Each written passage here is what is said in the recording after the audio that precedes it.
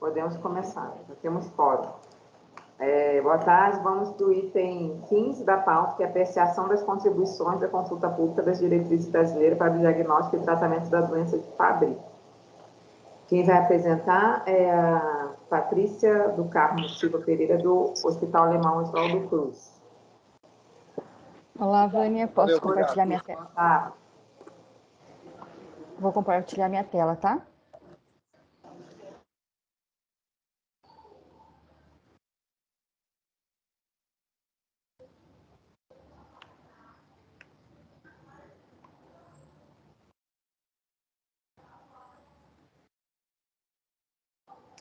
Tá mostrando em tela cheia?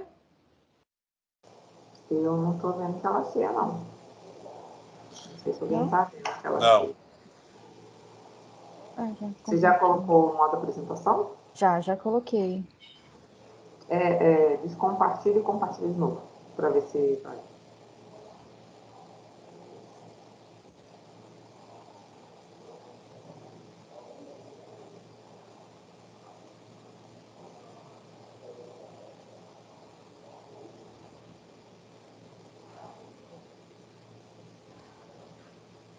Foi? Engraçado. Não foi, mas dá para enxergar. Eu coloquei a tela inteira. Estou passando slide por slide. Você está com duas telas? Se tiver com duas telas, você tem que inverter a tela que você está compartilhando. Peraí. Deve ser isso.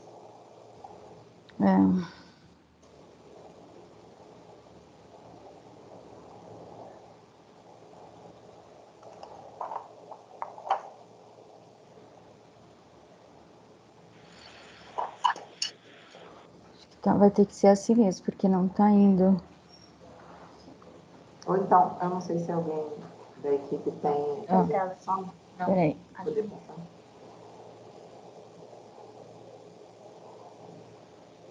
Ó, parar de compartilhar. Ó.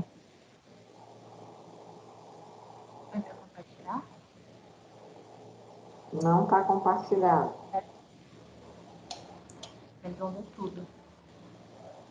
Acho que agora vai.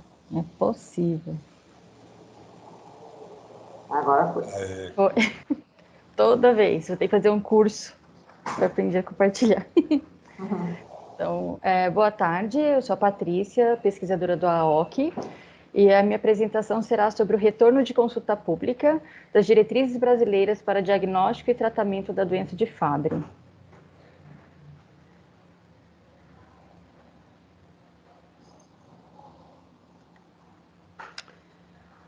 Eu declaro não ter nenhum conflito de interesse, assim como os autores dessa diretriz.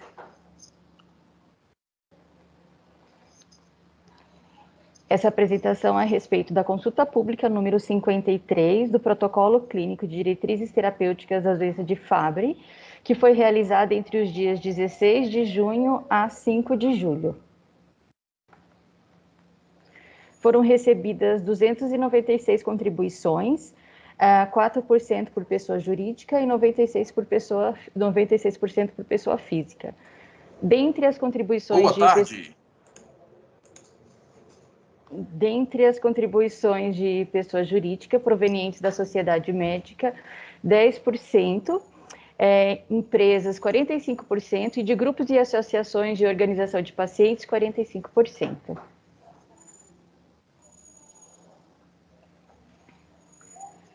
Dentre as contribuições de pessoa física, foram provenientes de pacientes, 45 contribuições, 153 de profissionais de saúde, 53 de familiares, amigos ou cuidadores de pacientes e 34 interessados no tema. A maioria se declarou branca, do sexo feminino, residentes no sul do país, com a idade entre 40 e 50 anos.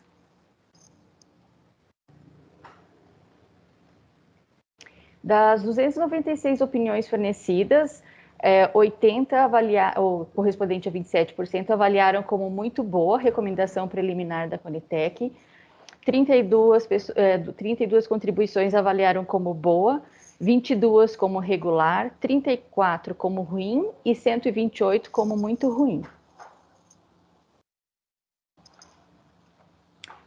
Todas as contribuições foram quantitativamente e qualitativamente avaliadas. Foram recebidos 69 anexos, os quais correspondiam a estudos sobre a terapia de reposição enzimática, cartas de posicionamento, publicações sobre as características clínicas, epidemiológicas e de gerenciamento da doença, versão comentada do PCDT e um parecer técnico-científico da beta-agalsidase para o tratamento da doença de Fabry. Alguns comentários gerais. A contribuição diz que sobre a necessidade de se diferenciar a abordagem por faixa etária. Seria de suma importância estabelecer as medidas de acordo com a faixa etária. As crianças precisam de um protocolo individualizado, assim como os adultos jovens, adultos mais velhos e maiores de 50 anos. Como resposta, o grupo elaborador incluiu uma sessão de diagnóstico e tratamento e um subitem específico para crianças.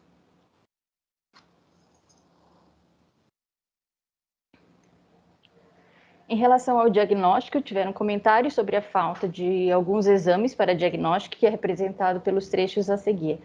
Não contempla o uso de ressonância magnética cardíaca e do strain miocárdio pelo ecocardiograma na investigação diagnóstica.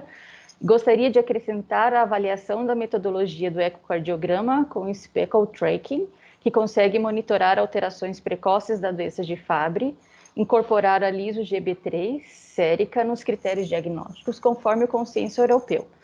Como resposta, o grupo elaborador respondeu que os exames diagnósticos disponibilizados no protocolo são aqueles incorporados no SUS.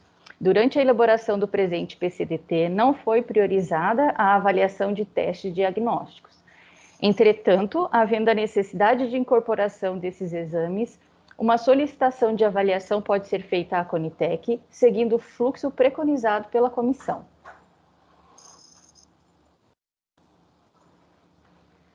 Ainda sobre diagnósticos, tiveram comentários sobre a falta de diferenciação das formas da doença de Fabry.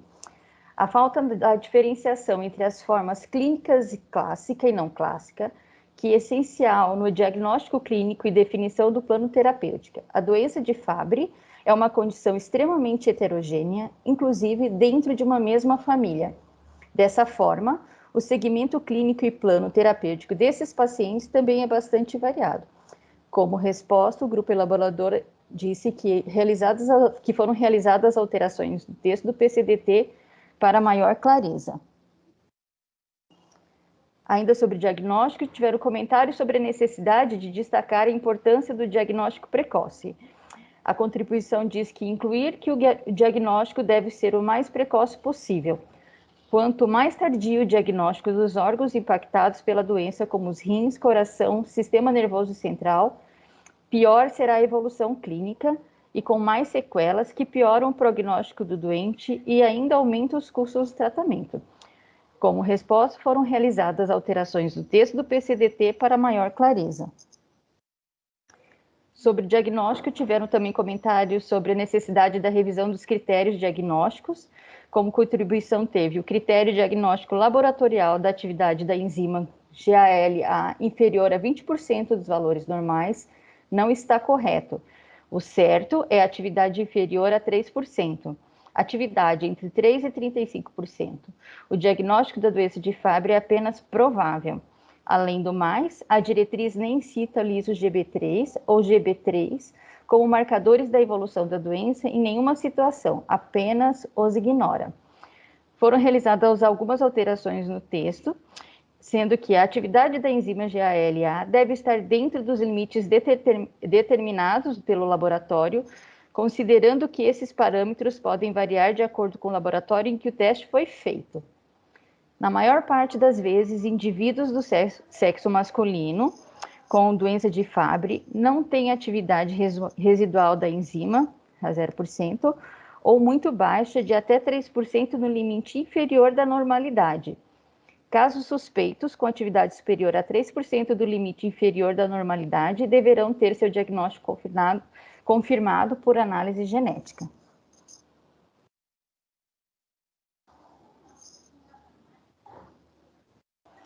Em relação à abordagem terapêutica, a contribuição diz que tratar a doença de Fabry como outras doenças raras com medicamentos que não trarão nenhum benefício a eles é um retrocesso inimaginável.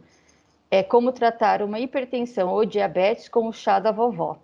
Como resposta, a tomada de decisão para o tratamento sintomático e cuidados paliativos se baseou na falsidade das evidências científicas que indiquem que a terapia interrompa a progressão da doença ou resulte numa melhora dos desfechos clínicos relevantes, como qualidade de vida, funções renal e cardíaca, redução da dor, entre outras. A ausência de dados de longo prazo superior a 6 meses e o elevado impacto orçamentário que a incorporação representaria ao SUS impediu a incorporação. A evidência atual sustenta a prevenção de complicações ocasionadas pela doença, o tratamento sintomático e a terapia de reabilitação.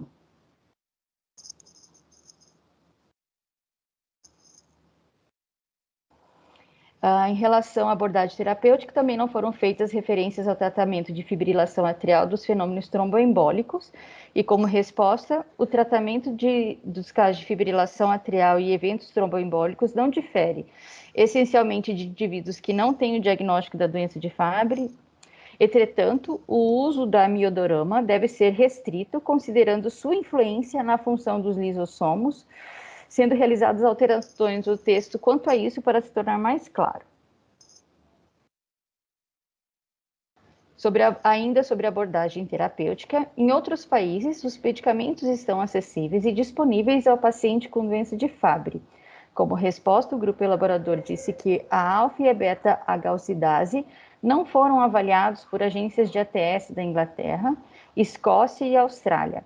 A avaliação conduzida no Canadá em 2004 recomendou a não incorporação de ambas as enzimas diante da ausência de benefício em desfechos clinicamente relevantes e por não terem sido considerados custo-efetivos. Em relação ao monitoramento, sugeriu-se incluir o ecocardiograma STRAIN e a troponina 1 ultrassensível para acompanhamento do tratamento e diagnóstico, incluir a biópsia renal com as 3 metodologias e também a biópsia cardíaca como método diagnóstico e monitoramento em ocasiões especiais. Como resposta, os exames diagnósticos disponibilizados no protocolo são aqueles incorporados no SUS. Durante a elaboração do presente PCDT, não foi priorizada a avaliação de testes diagnósticos. Entretanto, havendo a necessidade de incorporação destes exames, uma solicitação de avaliação pode ser feita à Conitec, seguindo o fluxo preconizado pela comissão. Em relação a outras considerações, foram feitas considerações de nós médicos ficamos estupefados quando observamos pessoas que não têm entendimento profundo da doença decidindo por uma medicação, como sim ou não, baseando-se em dados completamente inadequados para a decisão de tratamento em doenças raras. No mínimo, deveriam solicitar a participação de profissionais capacitados para serem consultados para a tomada de decisão. Como resposta, a elaboração do PCDT contou com a participação de especialistas sêniores de diferentes categorias profissionais e áreas técnicas do Ministério da Saúde. As definições sobre tecnologias a serem incorporadas segue análise do comitê gestor e demais especialistas participantes, que apresentam diversos critérios para a tomada de decisão. O Ministério Público ou o Governo Federal precisa investigar se há outras formas mais baratas de comprar a medicação por outros laboratórios e formas de compra, se for o caso, e não penalizar os pacientes que usam a medicação. Como resposta, essa ação foge do escopo deste protocolo. De modo geral, foram feitas algumas alterações. Nos comentários gerais, foi incluída na seção de diagnóstico e tratamento um subitem específico para crianças. Na seção de diagnóstico, foi feita a diferenciação entre as formas clínicas, clássica e não clássica. Foi feita a inclusão da necessidade do diagnóstico mais precoce possível e a readequação dos parâmetros da atividade de enzima GALA para diagnóstico. Em relação ao tratamento, foram inseridas mais informações sobre o tratamento da doença de Fabry, de acordo com o sistema acometido. Foram também inseridas informações adicionais sobre o tratamento de fibrilação atrial e eventos tromboembólicos. Sobre a consulta pública, isso é tudo. Obrigada. Obrigada, Patrícia. Alguém tem algum comentário, tem alguma pergunta? Houve questionamento sobre a não incorporação do medicamento específico, né? Então, não é um protocolo, são diretrizes, né? Que norteiam cuidado, mas não tem um medicamento específico neste documento do tratamento. Alguém tem alguma pergunta, algum comentário? Se não, alguém tem algum conflito de interesse a declarar? Não? Podemos, então, caminhar para o registro de deliberação. Então, os membros presentes deliberaram por unanimidade recomendar a aprovação das diretrizes brasileiras para diagnóstico e tratamento da doença de Fabry. Presente a ANS, Anvisa, SVS, CONAS, ENS, CNS, PITI e CEGES. Vamos para o próximo. Obrigada, Patrícia. Obrigada. Próximo item. 16. Apreciação inicial da nova apresentação do embonato de triptorelina para o tratamento da puberdade precoce central. Essa é uma demanda do laboratório AXE e a Ana Mary do DEGITS vai fazer a apresentação. Não foram identificadas tecnologias no horizonte tecnológico, né? Nenhuma tecnologia vindo, e foi aberta a chamada pública para apresentação da perspectiva do paciente no período de 16/7 a 30/7, entretanto, não houve inscrições para a fala aqui hoje. Então, a Ana Mary vai apresentar essa apreciação inicial, demandada pela CHE. Boa tarde, Ana. Obrigada. Boa tarde, Vânia. Boa tarde a todos. Já aparece aí na tela para vocês? Aparece. Então, meu nome é Ana Mary, eu vou apresentar aqui as informações relacionadas ao embonato de triptorelina, 22,5 mg, para administração semestral no tratamento da puberdade precoce central. Eu declaro que não tenho conflitos de interesse. Só contextualizando, a puberdade fisiológica é aquele momento onde, em meninas e meninos, na faixa etária de 8 a 13 anos, 9 a 14 anos, tem um aumento da secreção do hormônio de liberação de gonadotrofinas, o GnRH, e, consequentemente, estimulando aí a produção das gonadotrofinas, a LH, que seria o hormônio luteinizante, e FSH, o hormônio folículo estimulante, que então vão estimular aí a secreção de estrógeno e testosterona, e então, consequentemente, o aparecimento aí das características sexuais secundárias. Na puberdade precoce, ocorre um desenvolvimento dessas características sexuais antes dos 8 anos nas meninas e antes dos 9 anos de idade nos meninos. Já na puberdade precoce central, a gente tem uma maturação prematura desse eixo responsável pela liberação desses hormônios, né? Então, tem uma ativação precoce de secreção desses hormônios de liberação de gonadotrofina, o GnRH, e tem como causas dessa doença tumores neurológicos, traumas ou até malformação ali da região. A incidência, nós não temos dados brasileiros, né, que possam subsidiar aí as nossas informações. A literatura ela costuma trabalhar muito com os dados de um estudo populacional da Dinamarca, onde foi constatado uma incidência de 20 casos em cada 10 mil meninas e 5 casos em cada 10 mil meninos. Então, a gente tem uma prevalência maior no caso das meninas.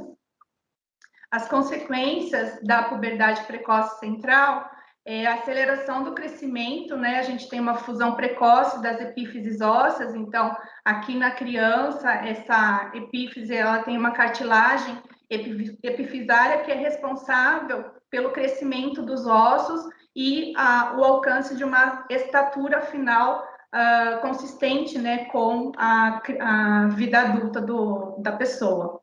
Quando a criança tem essa puberdade precoce central, esse fechamento dessa epífise ela ocorre mais precocemente, então antecipa o final do crescimento dos ossos e, consequentemente, reduz a estatura, que seria a estatura final da criança, né? Então, reduz aquilo que seria previsto, acaba não ocorrendo. Além disso, a exposição crônica aos estrógenos aumenta o risco de câncer de mama, obesidade, diabetes e outras doenças. No diagnóstico, ele começa com um exame clínico, é confirmado a doença através do exame laboratorial e é complementado com os exames de imagem para buscar, por exemplo, por informações complementares de causa, né? Como a verificação da presença de um tumor em sistema nervoso central. A radiografia de mãos e punhos para verificação da avaliação da idade óssea e ultrassonografia pélvica para verificação de tamanho de útero. Para o tratamento, existem os medicamentos conhecidos como agonistas de GnRH, né, que seria o hormônio. No caso, esse hormônio de liberação de gonadotrofinas, né, que eu disse anteriormente. O objetivo desse tratamento é bloquear a evolução puberal e, assim, regredir os caracteres sexuais secundários, diminuir a velocidade de crescimento e a progressão da idade óssea. Nós temos aqui no Brasil o protocolo clínico e diretrizes terapêuticas da puberdade precoce central, que foi publicado em 2017, e esses são os medicamentos que estão recomendados no PCDT. Esses medicamentos nós temos alguns deles, né, como a goserrelina, a leuprorelina e triptorelina, e também a ciproterona, que estão inseridos no componente especializado, no grupo 1B. Então, existe uma transferência de recursos para as secretarias estaduais de saúde para que façam as compras. E a medroxiprogesterona, que também está recomendada no PCDT, ela está inserida no componente básico. Eu gostaria só de chamar a atenção aqui dos presentes que a leuprorelina, na apresentação de 45 miligramas para administração semestral, passou há poucos meses pelo plenário para apreciação de incorporação com recomendação favorável, passou por consulta pública também no mês de agosto, né, terminou em 9 de agosto, e provavelmente para a próxima reunião deve vir com os resultados. Então, o medicamento que está sendo pleiteado aqui para incorporação, o embonato de triptorelina, na apresentação semestral, as outras duas apresentações já estão inseridas no SUS. Tá? A administração do medicamento é por via intramuscular profunda a cada 24 semanas e ela existe na apresentação de poliofilizado de liberação prolongada. O preço proposto pelo demandante é de R$ 2.196. Os preços encontrados na tabela CMED, na lista CMED e praticado em compras públicas de R$ 3.747 e R$ 3.659. Dentro das evidências clínicas que serão aqui apresentadas, então, o demandante, ele nos apresentou aí os seus componentes, né, do acrônimo PICO. Nós consideramos que estavam adequados, apesar de não ter aqui descrito nenhum comparador. Na busca que eles fizeram, seguindo o critério aí estabelecido no PICO, o resultado final foi da inclusão de um único estudo clínico. Com base nas estratégias de busca que foram apresentadas e analisadas, nós também procedemos a essas buscas nas bases e, ao final, também encontramos um estudo clínico, que é o que será apresentado agora.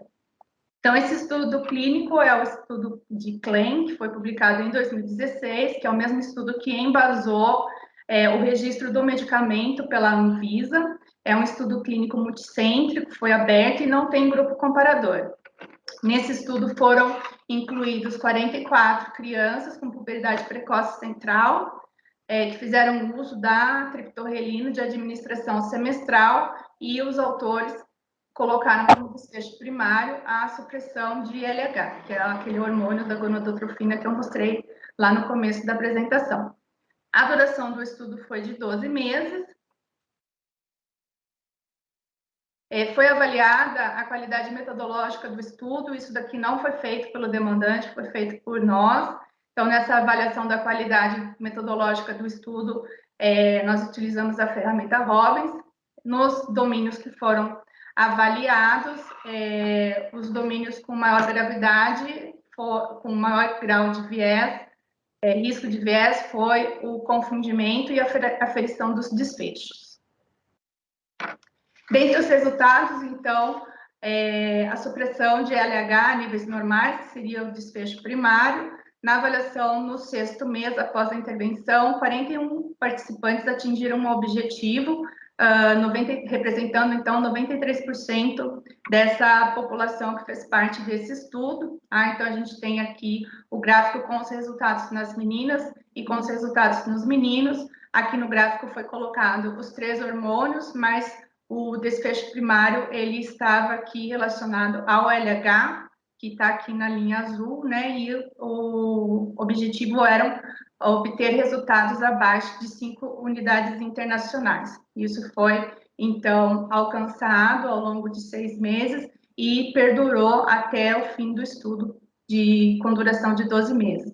Nos meninos também, então, aqui o LH na linha azul também obtendo esses resultados abaixo ou próximos de valores de 5 unidades internacionais.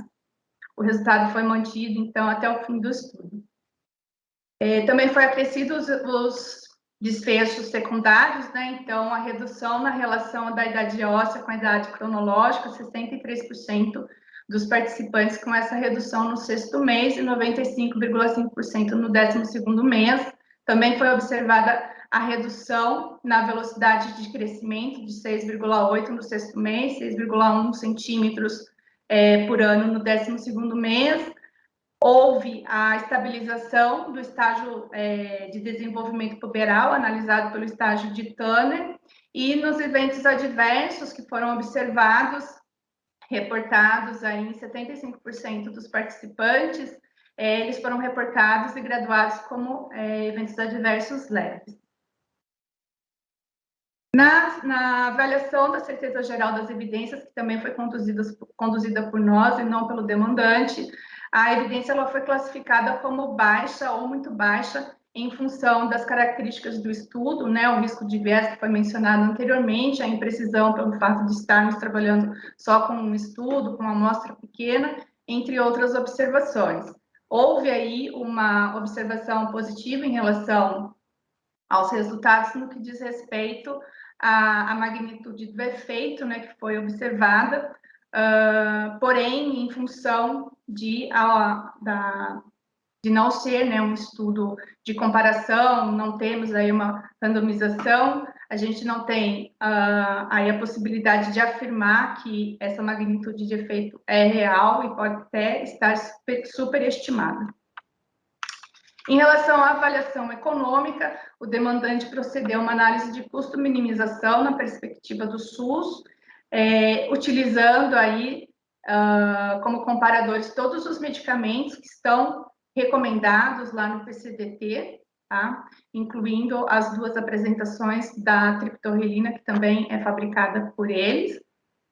Esses custos que eles utilizaram na análise, eles foram obtidos no SIGTAP, tá? E a dose que eles calcularam aqui para essa análise, elas foram baseadas no que está recomendado no PCDT.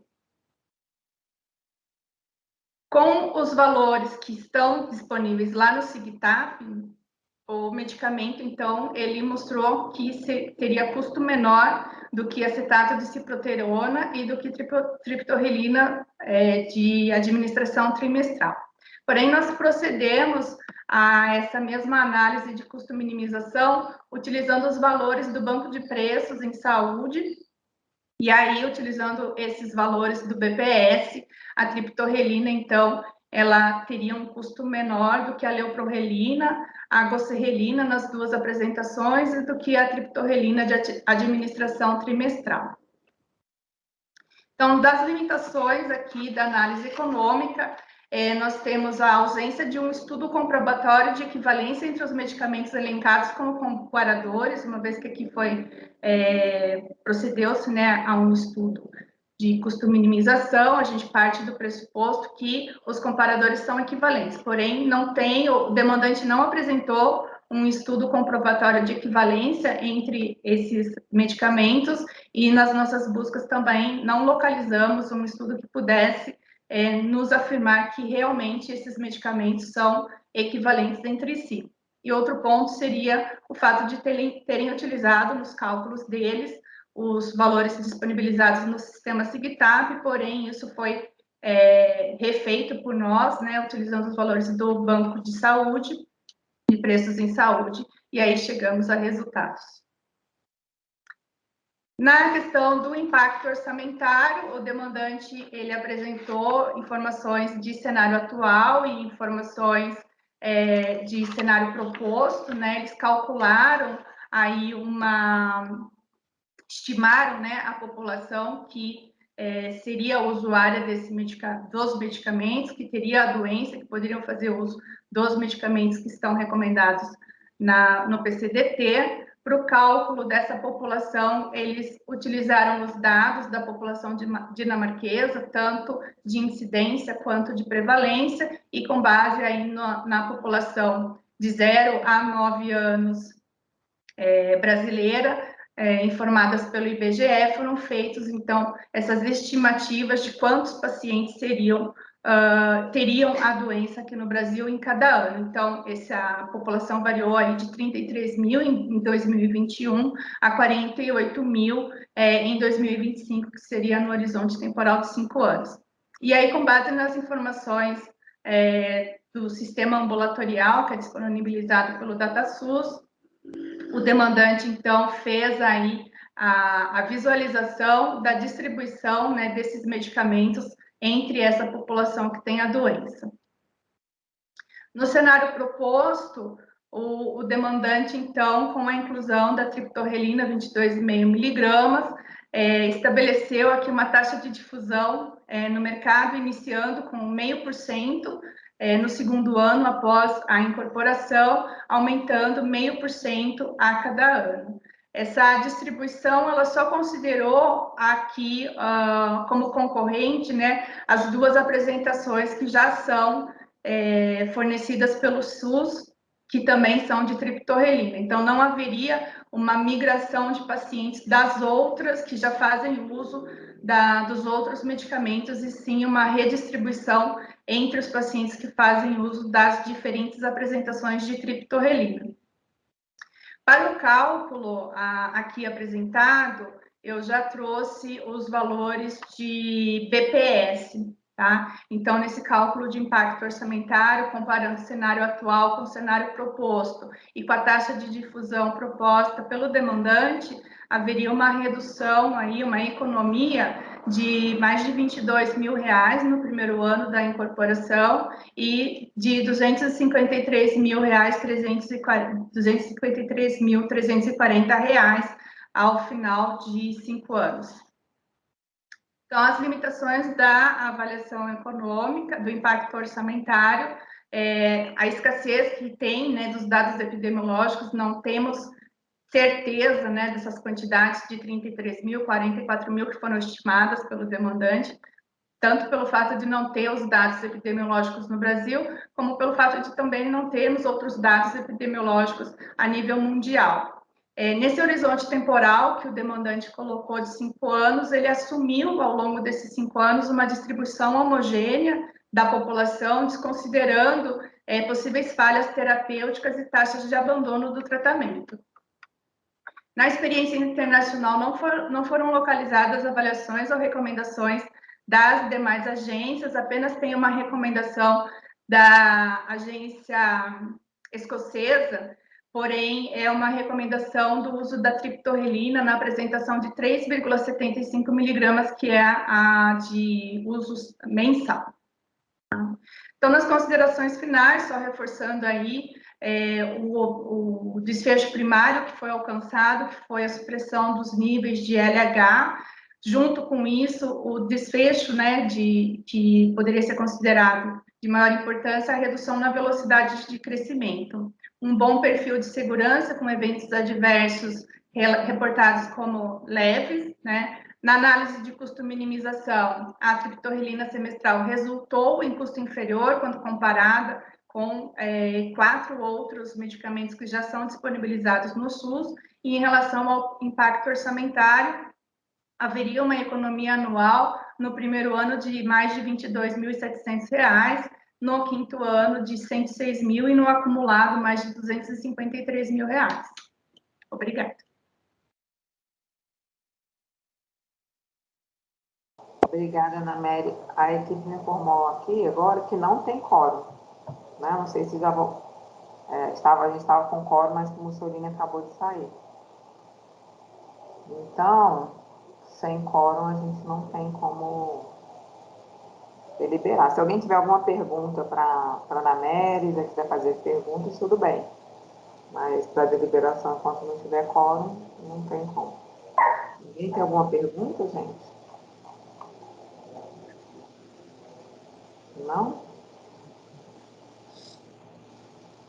Então, pessoal da equipe tem quórum ou não tem quórum? Porque estava com quórum de 7, o Mussolini acabou de sair. Não, Vânia, ainda não temos quórum. Estamos entrando em contato com o Tá, então para ver faz se o ele seguinte. consegue voltar. Alguém tem alguma pergunta para a Ana Mary? Se não tiver, aí a gente para um pouco, espera ver se consegue fazer o quórum. Se não conseguir, não tem como continuar. Tá bom? Vamos aguardar o pessoal fazer contato aí. Luciana? Compartilhar, a gente está atualizando os valores do grupo B, e aí eu posso compartilhar depois com vocês, até ver quais são os valores que você pegou lá do banco de preços, qual é a média, porque eu também tenho atualizado da SES, né, que estão comprando, então eu não sei de qual secretaria que você pegou, como é que está esse banco de preço, mas a gente pode ver se está indo tudo na mesma linha, né, na mesma tendência. Eu estou verificando aqui agora rapidamente se o que eles informaram para a gente que está comprando, se realmente está muito abaixo do valor da Sigtap, porque os que você pegou no BPS estão abaixo da Sigtap, foi isso, né? Não, Luciana. Os valores eles estão acima dos valores do Sigtap, e os valores que eu trouxe aqui foi o menor valor nas compras realizadas mais recentemente. Eu não fiz cálculo de média, eu peguei o menor valor de compra. Então tá, você pegou o menor valor. Isso. Tá, beleza, então. Eu vou dar uma olhadinha no que a gente tem aqui, se tá, enfim, como é que tá uma ideia de média, ou se a maioria tá comprando desse menor valor, porque pelo que eu vi aí, o custo, né, que tá comparando essas criptorrelinas que a gente já tem, que é a questão importante, né, nessa análise que vai dizer se tem ou não uma economia nesses 5 anos. Uhum. Tá bom, eu vou dar uma olhadinha aqui, qualquer coisa eu compartilho com vocês. Luciana, vocês mudaram o valor do Sigtap? Não. Não, a gente não mudou ainda, mas com essa revisão do marco regulatório do CEAF, né, que está em curso, a gente já pediu acesso quais são os valores que elas estão praticando do grupo 1B. Então, a gente já está trabalhando nisso, né? A gente está confirmando algumas inconsistências, algumas coisas, mas a gente já tem os valores, né, que dos últimos contratos de todas as séries. Então, a gente consegue ver o menor, o valor, fazer uma mediana, uma média ponderada. Tá, e você está procurando esse valor aí agora, é isso? Isso. Eu estou pegando aqui agora. Então, até bom, quando tem essa questão do quórum, eu vejo aqui tudo e trago para vocês, tá? Tá bom, obrigada.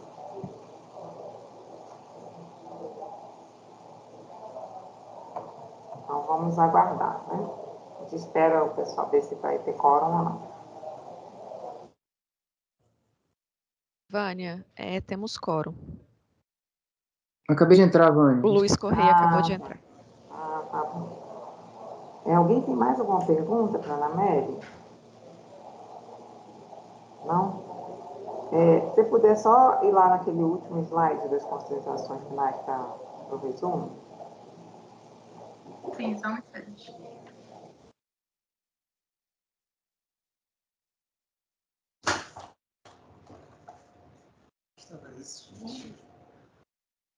Eu fui trocar meu plástico.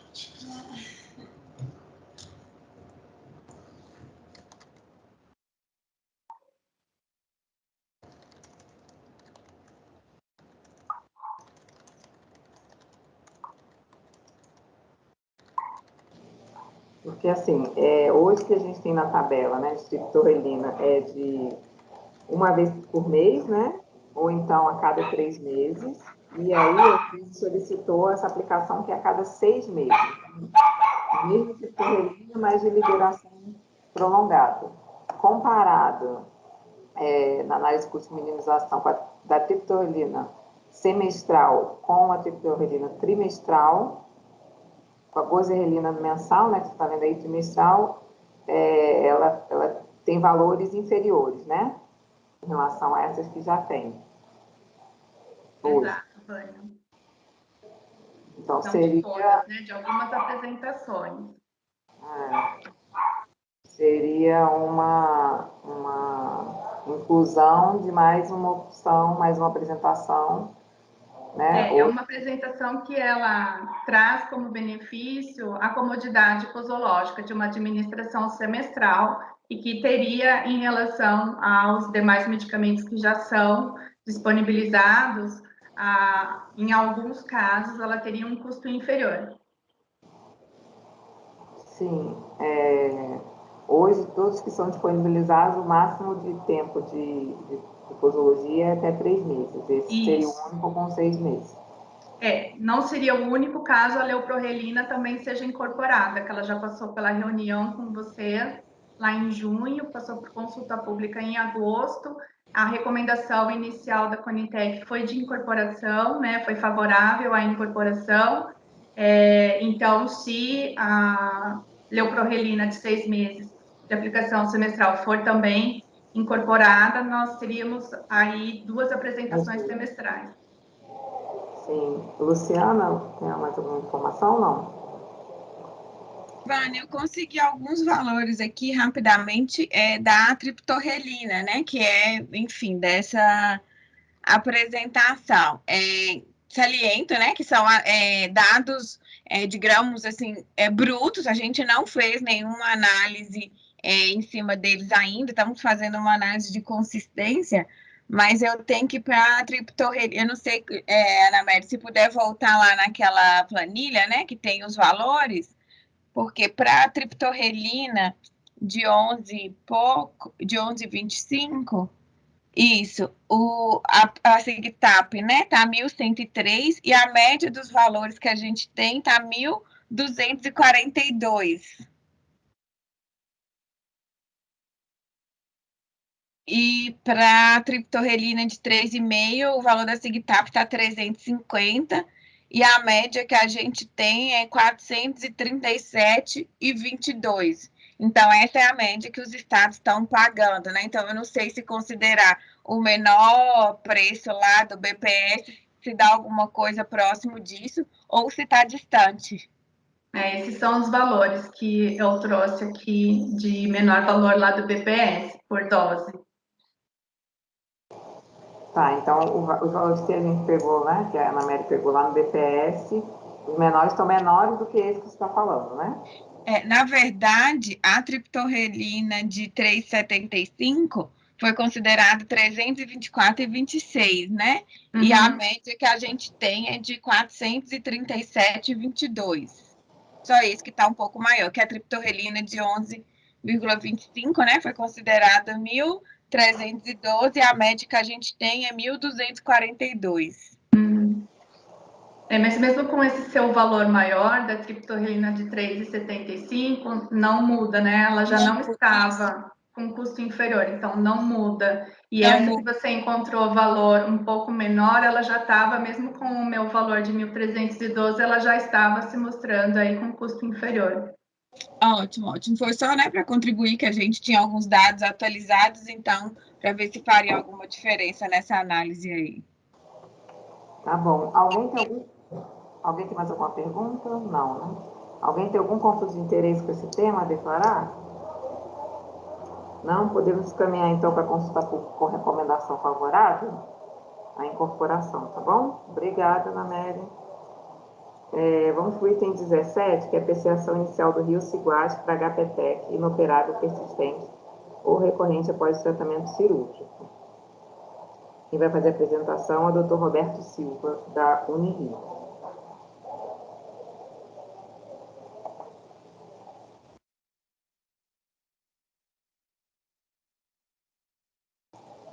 Doutor Roberto está aí?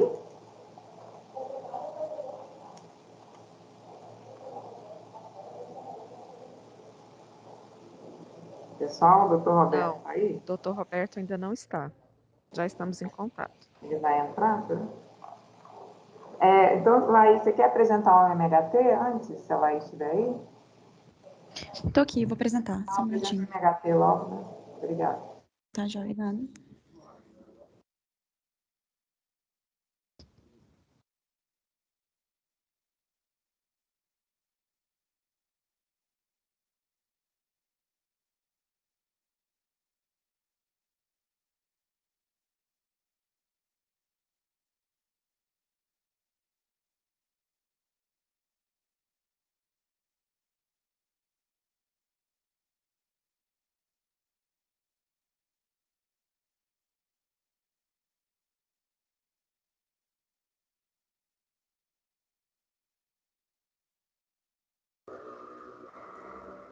Conseguem ver a apresentação? Não, Laís, não conseguimos não. Acho que tá abrindo. Minha conexão tá um pouquinho ruim. Só um minutinho, por favor. Tá abrindo. Apareceu aqui. Tá joia. Tá em modo apresentação? Sim, pode prosseguir. Tá certo. Então, eu sou Laís, sou técnica do DGITS e vou apresentar o MHT para hipertensão pulmonar tromboembólica crônica, HPTEC. Foi realizada uma estratégia de busca para identificação de tecnologias para o tratamento de HPTEC, que é o grupo 4 da OMS, inoperável ou persistente recorrente após tratamento cirúrgico. A busca foi realizada em setembro de 2021 e foi utilizado como critério de inclusão ensaios clínicos de fase 3 ou superior com inscrição no Clinical Trials, e foram excluídas as tecnologias com registro superior a 2 anos na Anvisa ou superior a 5 anos no FDA e na EMA. Foram identificadas, então, 2 tecnologias para compor o esquema terapêutico potencial de HPTEC inoperável, persistente recorrente. Ambas são agonistas do receptor de prostaciclina, também conhecida como PGI2. O Selexipag, ele é de administração oral e o Treprostinil de administração subcutânea, e ambos estão em fase 3 de desenvolvimento. O Selexipag não tem registro por nenhuma das 3 agências, nem Anvisa, FDA e EMA, e, portanto, também não foi avaliada a sua incorporação em nenhuma das agências internacionais de ATS avaliadas. O Treprostinil, ele não tem registro nem na Anvisa, nem no FDA, mas foi registrado em 2020 para indicação em questão, mas ainda não foi avaliada nas agências de ATS pesquisadas. O Selexipag, apesar de não ter registro para HPTEC, que é a indicação avaliada, ele tem registro para hipertensão pulmonar arterial, que é do grupo 1 da OMS. E em 2018 ele recebeu designação de droga órfã para o tratamento de HPTEC. O Treprostinil, ele não tem registro na Anvisa para qualquer indicação. No FDA, ele tem registro para hipertensão arterial pulmonar, mas não tem para HPTEC. E em 2020, em abril de 2020, ele foi registrado na EMA, né? Teve aprovação na EMA para o tratamento de HPTEC inoperável, persistente e recorrente. Sobre o MHT era isso. Obrigada. Obrigada, Laís. Já estamos com o apresentador aqui, gente?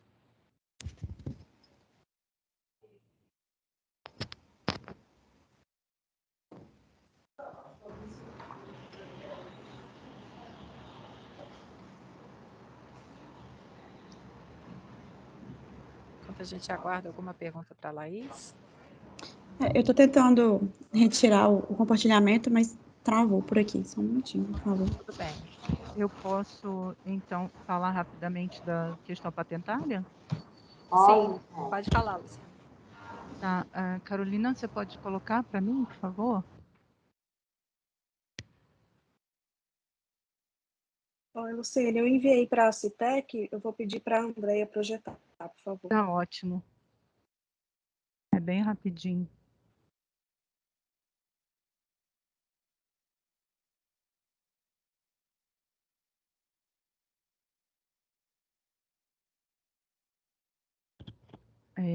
Eu vou, então, iniciar. Meu nome é Luciane Amaral, sou especialista em TI e trabalho aqui na CEGITS.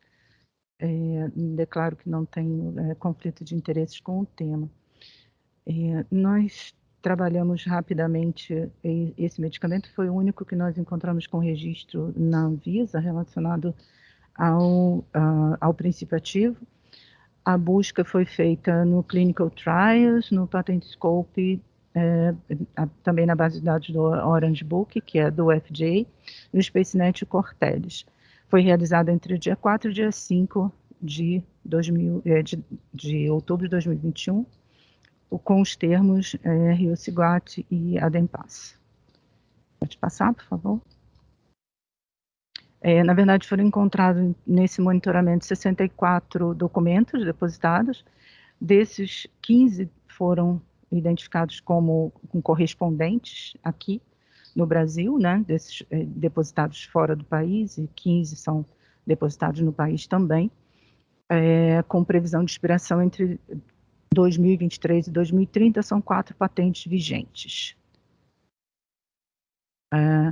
Então, nós temos ainda 2 pedidos em análise, né, em trâmite convencional ainda. Esses outros pedidos encontram-se arquivados ou indeferidos em diversos objetos, né. O próximo, por favor.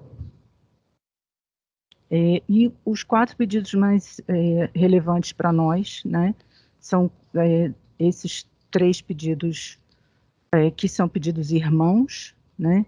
O que são pedidos irmãos? São pedidos que dependem da unidade de invenção, né? O depósito do pedido, ele depende da unidade de invenção, ele tem que ser correspondente a apenas um objeto. Então, quando se identifica que há vários objetos patenteáveis, né, que tenham novidade, atividade inventiva e aplicabilidade em um mesmo pedido, esse pedido é dividido no número de objetos identificados, né? E nesse caso foram 3. E um pedido principal, que é o PI 03, que é um pedido bem mais antigo do que esses outros 3. Uma coisa que foi observada é que essas patentes, elas estão em nome de Advério Pharma, mas essa Advério Pharma é subsidiária da Bayer, tá? Que é a detentora do registro, tá? E pode passar para mim? Tá, pode passar o último agora. Ai, gente, não foi a tabela. Tá, é porque eu tinha colocado exatamente uma tabela que fala, coloca exatamente quais são os objetos dos pedidos. Os 3 primeiros pedidos, eles têm por objeto as formas da substância, né? Eles trabalham com o princípio ativo, efetivamente. Então, cada um deles tem um foco específico da obtenção do princípio ativo. E a última, que é a API 03, ela tem por objeto exatamente o medicamento e a formulação, né? Então, nós vemos que ela está válida até 2023, tá? Porque ela é um PI 03, foi depositada em 2003, ela está válida, então, até 2023, e as outras estão válidas até 2030, tá? Pela base do depósito, tá bom? Porque são 20 anos, então, em torno de 2023 até 2030, nós temos patentes, as patentes estarão vigentes, tá bom? É só isso. Obrigada, Luciene. O professor Roberto já entrou? Ok, vou compartilhar aqui a tela. Já aparece para vocês? Sim, aparece. Pode iniciar. Obrigada. Ok, boa tarde. Essa é a relatoria aqui da demanda do pedido de incorporação do Rio-Ciguat para o tratamento da hipertensão pulmonar tromboembólica crônica, inoperável, persistente ou recorrente após tratamento cirúrgico. Foi demandado pela Federação Brasileira das Associações de Doenças Raras, a FEBRA-Raras, tecnologia é o Rio-Ciguat, e a indicação ao tratamento da hipertensão pulmonar tromboembólica crônica, que pertence à classificação, né, do grupo 4, para melhorar a capacidade para o exercício e a classe funcional de pacientes adultos com HPTEC inoperável ou persistente ou recorrente após tratamento cirúrgico. Declaro não ter conflito de interesse na matéria. Rapidamente definindo, o HPTEC é um subtipo de hipertensão pulmonar que pertence ao grupo 4, de 5 no total das classificações, e foi definido pelo 4º Simpósio Internacional de Hipertensão Pulmonar em 2019. É considerado, portanto, uma doença rara, dada a sua baixa incidência. O diagnóstico ele se dá basicamente a partir do exame clínico e de exames laboratoriais e de imagem. A história natural da doença ainda não está muito bem determinada e devidamente documentada na literatura, mas muitos pacientes podem apresentar maior período pós-tromboembolismo pulmonar agudo sem apresentar qualquer sintoma visível, o que significa dizer que quando esses pacientes apresentam ou começam a apresentar os sintomas, eles já se encontram numa fase bastante comprometedora da doença. Do ponto de vista epidemiológico, é importante a gente ressaltar que talvez esse seja, de fato, a maior dificuldade encontrada nos 3 relatórios, porque essa é a terceira demanda para a incorporação deste medicamento. Existe ainda uma incerteza muito grande, uma dificuldade de se estimar qual é a incidência dessa doença, sobretudo aqui na população brasileira. Por aproximação, o levantamento realizado, juntamente com 4.579 pacientes que foram examinados em laboratórios de ecocardiografia, 483 foram diagnosticados com hipertensão pulmonar. Desse total, no que diz respeito à etiologia, apenas 0,6% foi definido como hipertensão pulmonar tromboembólica crônica. Então, isso nos permite também reafirmar o que já foi dito, de que parece, de fato, que essa é uma doença que pode ser considerada como rara. O tratamento, embora possa ser medicamentoso, ele é basicamente feito a partir da tromboendarterectomia pulmonar, que é um procedimento cirúrgico disponível no SUS, porém nem todos os pacientes são elegíveis a este procedimento, numa proporção de aproximadamente 37% de pacientes que, por alguma razão, não poderão se beneficiar desse tipo de tratamento. O tratamento medicamentoso, ele pode incluir um conjunto variado de substâncias, de medicamentos. É importante a gente destacar que muitos já estão disponíveis no SUS, sobretudo aqui os bloqueadores dos canais de cálcio, e a gente tem aqui também o sildenafil, que também já está disponível no sistema de saúde. Bom, a tecnologia avaliada é o Rilsiguat, é o primeiro medicamento que pertence à classe dos estimulantes do guanilato ciclase. Está disponível em comprimidos nas concentrações de 0,5, 1, 1,5, 2 e 2,5 miligramas e que deve ser tomado 3 vezes ao dia, ingerido, acompanhado ou não de alimentos. A dose inicial de tratamento é de 1 miligrama 3 vezes ao dia. Isso é importante a gente destacar também que, segundo informou o dossiê do demandante, não existe diferença em relação ao preço, se a gente leva em consideração aqui que existem diferentes apresentações. No Brasil, o Rilsiguat foi aprovado em outubro de 2015, e eis aqui o número do registro. Não encontramos, portanto, no dossiê, entretanto, no dossiê, informações a respeito da patente do medicamento. O detentor do registro é a Baia, que fez apresentou as últimas 2 demandas, em 2018 e também 2019.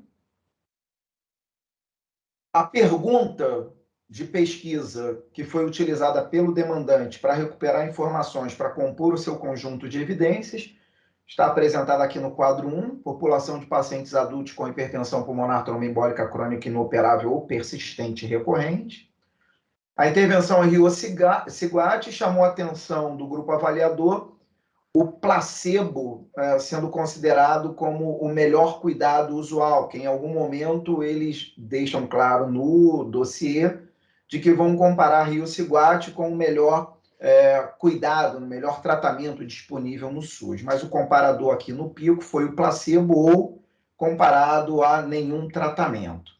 Os desfechos de eficácia foram basicamente o DTC, a mudança da resistência vascular pulmonar, também a qualidade de vida, o índice ou score de dispneia Borg.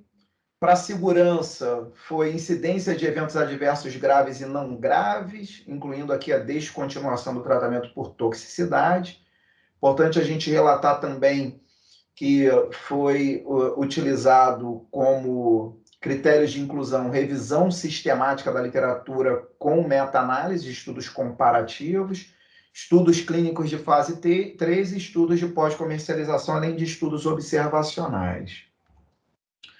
Com relação à recuperação da informação, foram recuperados ao todo 483 documentos, dos quais 17 foram considerados pelo demandante para compor o conjunto das evidências. Entretanto, no dossiê, nós só conseguimos encontrar 16.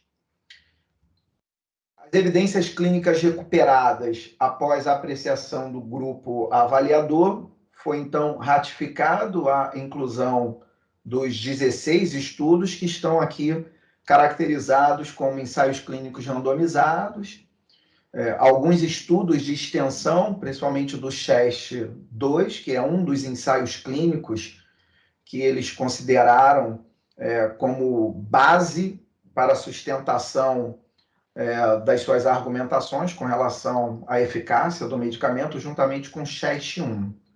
E uma maior quantidade de artigos que foram delineados como estudos observacionais. As principais evidências, como já ditas, né, elas se apoiaram basicamente nos resultados do estudo do CHEST-1, que é um ensaio clínico randomizado de fase 3, ele foi multicêntrico, multinacional, ele foi duplo cego, teve uma duração de 16 semanas e foi controlado por placebo. Avaliou eficácia e segurança do Rio-Siguate em pacientes de 18 a 80 anos com HPTEC inoperável, entre fevereiro de 2009 e fevereiro de 2012. Um outro estudo que eles utilizaram bastante também no seu dossiê, como uma referência importante, foi o CHEST-2, foi um estudo de extensão de longo prazo, portanto, do CHEST-1, né? Multicêntrico, ele teve uma fase ali aberta, avaliou a segurança para eventos adversos graves, faltou o G ali, descontinuação do tratamento e morte, para eficácia mudança de linha de base da distância percorrida em 6 minutos, classe funcional, segundo classificação da OMS, qualidade de vida a partir da utilização do EQ5D e sobrevidas de longo prazo. Com relação à sobrevida, os principais resultados, o que nós observamos foi que o estudo não fez comparação com outras intervenções, por se tratar de um estudo não controlado. O tempo de segmento ele foi pequeno para avaliar com maior precisão a sobrevida de pacientes portadores de doenças crônicas como a HPTEC. Então, ele reportou no CHEST-2 sobrevida global de 97% em 1 ano, de 93% em 2 anos. Sobrevida livre de piora clínica foi observado em 89% dos pacientes em 1 ano e em 2 anos de 82%, mas ele tem essa limitação em vermelho aí apresentada. Com relação ao desfecho piora clínica, eles se basearam, sobretudo, no CHEST-1 e também no CHEST-2. O CHEST-1 não observou diferença significativa na incidência de piora clínica entre os grupos de Rio-Siguate e placebo. O CHEST-2, ele reportou piora clínica em 22% dos pacientes que completaram o estudo, com uma média aí, de 116 semanas. O grupo avaliador observou também que o tempo de segmento, embora maior do que no CHEST-1, ele também foi entendido como pequeno para avaliar com maior precisão piora clínica de portadores de doença crônica, como o HPTEC. O número de participantes no estudo foi considerado pequeno, aqui não necessariamente falando do CHEST 1 e do CHEST 2, mas dos estudos observacionais que eles também consideraram no conjunto das evidências para esse desfecho. Foram estudos bem pequenos, variando aí entre 23 e pouco mais do que 50 participantes, principalmente lá nos estudos retrospectivos. Outro desfecho, aqui já considerados como desfechos secundários, a mudança na distância percorrida em 2 minutos, que é o DTC. O CHEST 1 reportou na semana 16 aumento médio em 39 metros de distância percorrida, perdão, aqui foi desfecho primário, versus redução média de 6 metros no grupo placebo. Já o CHEST 2 reportou aumento médio na distância percorrida em 6 minutos de 52 metros no grupo tratado com Rio-Ciguate e em ano, e 50 metros em 2 anos. O grupo avaliador considerou que o DTC foi considerado, pelo grupo como um desfecho substituto, pois o que ele possibilita, na verdade, medir com melhor precisão, não foi o mais adequado para o caso particular na análise. Então, a gente considerou como uma comparação aqui que foi feita de uma forma indireta, a partir da capacidade que esse score tem de avaliar a capacidade dos indivíduos portadores de HPTEC para a realização de exercício físico. Então, a gente considerou como um desfecho substituto. O grupo avaliador considerou ainda que, embora baseado no pressuposto de que a DTC se correlaciona bem com os eventos clínicos, tal fato não deve ser considerado como um desfecho mais adequado para avaliar a eficácia do Rio-Ciguate para HPTEC. Mortes por eventos adversos, o CHEST 1 reportou em 2 pacientes, 1% dos casos, no grupo Rio-Ciguate, basicamente por insuficiência cardíaca e renal aguda, e em 3 pacientes, 3% no grupo placebo, por insuficiência respiratória, parada circulatória e parada cardíaca. No caso do paciente que morreu por insuficiência renal aguda, os autores não concluíram que houve relação com o uso do medicamento, com o uso do Rio-Ciguate. Com relação à avaliação do risco de viés, o grupo avaliador identificou alguns problemas na medida que foi utilizado a ferramenta ROB2, diferente do que fora utilizado pelo demandante. Então, nós consideramos ali haver a presença de algumas preocupações que deveriam ser levado em considerações, e aí, por conta disso, o risco geral de viés a gente considerou como alto, e também no que diz respeito à seleção dos resultados que foram reportados. Os estudos observacionais, diferente também do demandante, nós utilizamos a ferramenta Robbins, eles utilizaram o Newcastle Ottawa. Também são estudos com algumas dificuldades, alguns problemas que precisam ser ressaltados, a maioria aqui retrospectivo, N pequeno de participantes nesses estudos retrospectivos, exceção aos estudos que foram prospectivos, que foi do Gofrani, do Simoniot e que integram o Expert. Esses estudos foram prospectivos, multicêntricos, e já tiveram um N maior de participantes. Também o estudo de TANAB foi um estudo de vigilância pós-comercialização e teve um N bastante significativo quando comparado aos estudos observacionais retrospectivos. O tempo de segmento, porém, foi curto, não superior a 12 meses na maioria dos estudos. Isso daqui é um sumário da avaliação do risco de viés desses estudos observacionais pela ferramenta Robbins. Então, a gente percebe que existe aqui uma série de problemas, principalmente relacionados a viés devido a confundimento e viés devido à mensuração dos desfechos e, consequentemente, o viés geral aqui, o grupo avaliador considerou como crítico na maioria ou para a maioria dos estudos. Com relação à certeza nas evidências, nós, do grupo avaliador, consideramos que ela variou ali entre baixa e moderada. Ela foi moderada, basicamente, aqui para a análise de segurança, e foi baixa para a mudança percorrida lá no DTC, né, para a piora clínica e para a sobrevida global. O Rio Siguate ele já foi recomendado por um número até bastante considerável de agências internacionais, como a Agência do Canadá, da Escócia, da Austrália. Partindo agora já para as avaliações econômicas, o demandante ele apresentou uma análise de custo-utilidade, consistiu num modelo que avaliou o custo-efetividade com base no modelo de Markov. Eles se fundamentaram para trazer inputs para dentro do modelo no estudo CHEST, foi a base deles. O modelo considerou uma população de pacientes brasileiros adultos com HPTEC, e aqui no nosso entendimento foi uma enorme dificuldade, o grupo elaborador teve que utilizar-se de uma série de pressupostos para chegar a uma estimativa da população que poderia se beneficiar do Rio Siguate. Essa é basicamente a estrutura do modelo, ela não mudou muito em relação às duas últimas demandas apresentadas.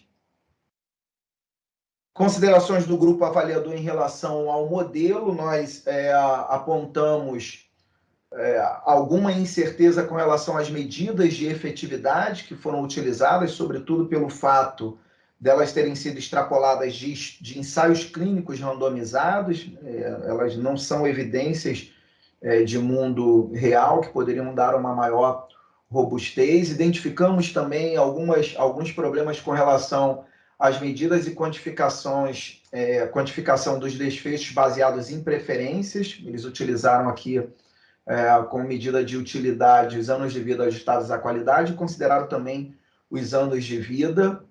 E ainda na estimativa de recursos dispendidos e de custos, eles optaram em utilizar uma taxa de ICMS de 17% e não de 18%, e não justificaram o porquê dessa decisão. Com relação aos parâmetros e variáveis, né, imputados no modelo, nós devemos considerar e ressaltar que, embora a intervenção de interesse no modelo tenha sido o Rio Siguate associada aos melhores cuidados de suporte, como o tratamento de primeira linha e a custo-efetividade relativo ao tratamento exclusivamente com melhores cuidados de suporte, aqui cabe citar a warfarina, furosemida, digoxina e oxigenoterapia, atualmente disponíveis no SUS. As referências utilizadas pelo demandante, tanto para definir a duração e o número de ciclos do modelo, duração aqui de 16 semanas, como também para definir as probabilidades de desfecho e de transições, foram extrapoladas do estudo CHEST, cujo comparador foi o placebo, e não os melhores cuidados de suporte, muito menos aqueles já disponíveis no SUS. Então, rapidamente aqui para mostrar que a base foi o CHEST-1, para a estimativa dos parâmetros, das variáveis. Eles tiveram dificuldade também de identificar parâmetros na literatura que permitisse separar a classe funcional 1 e 2, e, de fato, essa é uma dificuldade que foi constatada também pelo grupo avaliador. Com relação à qualidade de vida e a utilidade, é importante a gente destacar aqui os valores globais de utilidade reportados pelo CHEST-2 reportam alterações de qualidade de vida em um curto espaço de tempo que não foi superior a 16 semanas.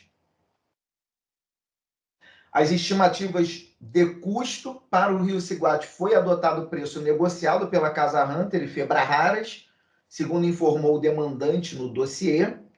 Os preços estão aqui descritos nessa tabela, estão ressaltando aqui o ICMS de 17%, então a proposta variando aí algo em torno de R$ 85,00, a proposta feita pela Baia, e a proposta que o valor que nós temos para o preço que nós temos para o medicamento Macemed de R$ 151,96. Então aqui é um quadro rápido, uma tabela rápida mostrando como é que ficou a estimativa dos custos e, por fim, aqui os resultados da análise de custo-utilidade. Rio Siguate mais melhores cuidados de suporte resultou em um total de 11 anos de vida e 7,1 anos de vida ajustados à qualidade, enquanto que o placebo, e nós até nos permitimos colocar aqui mais melhores cuidados de suporte, mas na verdade apenas o placebo, resultou em 8,1 anos de vida e 4,8 anos de vida ajustados à qualidade.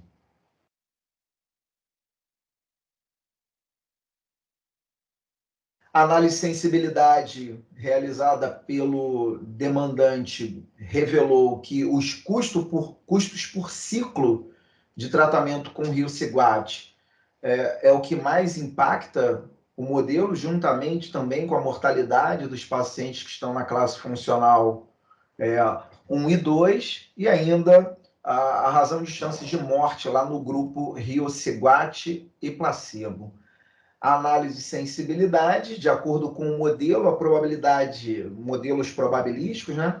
A probabilidade de as simulações probabilísticas serem custo-efetivas por limiar de custo-efetividade com o uso do Rio-Ciguat, combinado aos cuidados, aos melhores cuidados, é de 50% a R$ 365.409 por quali, chegando a 97,5% se porventura considerarmos aí R$ 375.761 por quali, e a 100% considerando R$ 382.163 por quali. Existem algumas limitações que precisam ser consideradas na análise. De forma mais enfática, é importante destacar que os valores de preferências que embasaram os dados da utilidade no modelo são oriundos do estudo CHEST-1. Eles podem não refletir o real impacto dessas estimativas na população brasileira, exemplo também dos dados que foram extrapolados do CHEST-2. Importante ainda destacar que o fato de o demandante ter considerado equivalentes o grupo placebo analisado no CHEST-1 e o cenário atual, o comparador, no qual os pacientes fazem uso apenas de melhores cuidados de suporte oferecidos pelo SUS e não de placebo, pode acabar favorecendo ao Rio-Ciguat e aumentando ainda mais as incertezas com relação aos resultados da análise de custo-efetividade. Com relação ao impacto orçamentário, a dificuldade já dita aqui de estimar o tamanho da população, então foi necessário o demandante utilizar aqui uma série de pressupostos para que eles pudessem chegar a uma população estimada por ano, 634 pacientes em 2002, 672 em 2022 e 2023, 713 em 2024, 755 em 2025 e 800 em 2026. Então, essa é a descrição da população por cenário analisado, comparado, os custos anuais com o tratamento e o manejo clínico dos pacientes com HPTEC, por classe funcional, e os resultados do impacto orçamentário. A análise do impacto orçamentário apresentada pelo demandante estimou um custo de R$ 57.274.821 em 5 anos, uma média de R$ 11.454.964 por ano para o cenário atual, se porventura fosse utilizar somente os melhores cuidados de suporte. Com a inclusão do Rio-Ciguat, esse custo estimado ele passa para R$ 575.349.290 em 5 anos, uma média de R$ 115.069.585 anuais,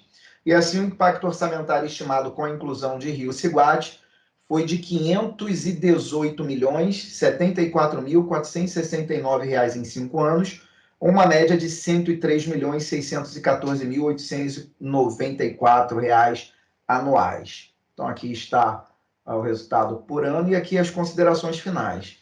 A demanda apresentada, ela sucede outras duas anteriormente apresentadas à Conitec, as duas pela empresa Bayer. Os relatórios de recomendação 383 de dezembro de 2018 e o relatório de recomendação número 519 de março de 2019. Nas três demandas, as evidências foram basicamente apoiadas nos mesmos estudos que apoiaram a demanda atual, os estudos da demanda atual, o CHEST-1 e o CHEST-2. E o Rio-Ciguat não foi considerado custo efetivo e resultou também em elevado impacto orçamentário incremental nos 2 últimos relatórios, razão pela qual ele não foi incorporado, e o que nós conseguimos identificar de diferença foi tentativas de correção, principalmente nos modelos para as análises econômicas, considerando o que foi apontado como limitações por parte dos grupos avaliadores que avaliaram os 2 relatórios. É isso, muito obrigado. Obrigada, professor Roberto. A gente, nesse momento, vai passar, então, para a perspectiva do paciente e depois a gente retorna para perguntas do plenário, tá bom? Obrigada. Andréia, quem vai ser? Quem vai apresentar? Andrija? Andrija, sou eu. Okay. Obrigada, Andrija. Tá, obrigada, Cora. Boa tarde, gente. Para este tema, a chamada pública número 47 de 2021 ficou aberta entre os dias 16/7 e 30/7 de 2021 e teve 12 inscritos. A representante do tema é a senhora Mércia Salzman. Mércia, seja muito bem-vinda. Você tem 10 minutos para sua fala. Eu avisarei quando faltarem 2 minutos. Peço que comece apresentando sua declaração sobre vínculo com a indústria. Fique à vontade, a palavra é sua, muito obrigada. Boa tarde a todos. Meu nome é Mércia Salzman, eu tenho 63 anos, eu sou portadora de hipertensão arterial pulmonar tromboembólica crônica inoperável e eu moro em Belo Horizonte. Declaro que não possuo vínculo com nenhuma indústria de tecnologia em saúde, autorizo o uso da minha imagem e gostaria de agradecer a oportunidade de participar representando os portadores de HPTEC e também parabenizar a iniciativa da Conitec pela inclusão do paciente nessa reunião tão importante.